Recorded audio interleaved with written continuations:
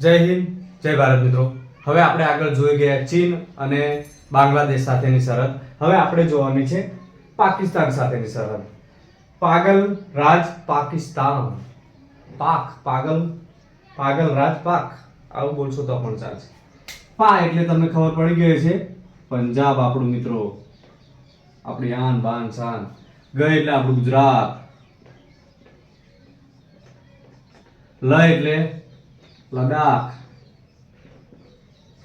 બરોબર, પેન મારી જતી રહી છે બેવ. રા એટલે બોલો તમે, એટલે આપણું રાજસ્થાન, મારો મારવાડી દેશ. જય એટલે જમ્મુ કાશ્મીર. બરોબર, પાગલ રાજ પાક આવું યાદ રાખવાનું. પાગલ રાજ પાક.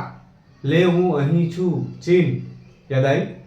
બસ આવી રીતે યાદ રાખવાનું છે. પાગલ રાજ પાક. પા એટલે ફરીથી જોઈ લે આપણે. પા એટલે પંજાબ, ગ એટલે ગુજરાત, લ એટલે લદ્દાખ, રા એટલે રાજસ્થાન, જય એટલે જમ્મુ કાશ્મીર. એકદમ સરળ છે. જો મિત્રો, આ ભણાવવાનું કારણ એટલું જ કે તમને સરકારે કંઈક નવી ટ્રીક પૂછી નાખે કે ભાઈ આ સરહદો પૂછો, તો તમે સરહદો તૈયાર કરીને ગયા તો તમને 1 માર્ક્સ મળી જાય. ઓપ્શનમાં બીજા ઘણા રાજ્યો આપે, અડધા આપે અને અડધા બીજા ખોટા આપે અને અમુક સાચી એક ઓપ્શનની લાઈન આપીએ. તમને યાદ હોય પાગલ રાજપાક આટલું યાદ આવી ગયું તો તમે કેટલા 1 2 3 4 ને 5 રાજ્ય યાદ આવી જાય તમને, અને તમારો 1 માર્ક્સ મળી જાય.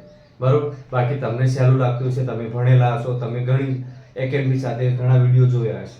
બરોબર, તો જોયેલા હશે વિડીયો તો કામમાં આવશે. ગમે તે એકેડમીના જોયા છે, ગમે તે પુસ્તકના જોયા છે, બધામાં જે આ ટ્રીક છે એક જ બધું આવવાનું છે, કોઈ અલગ નથી. બરોબર, સિદ્ધરાજ જયસિંહનો જન્મ જ્યાં પાલનપુરમાં થયો તો ત્યાં જ થયો છે. દરેક પુસ્તકમાં, એટલે મૂંઝાવાની જરૂર નથી. ગમે તે પુસ્તક વાંચતા હોય તૈયારી ચાલુ રાખો. બરોબર, પાગલ રાજ પાક યાદ રાખો. જય હિન્દ, જય ભારત.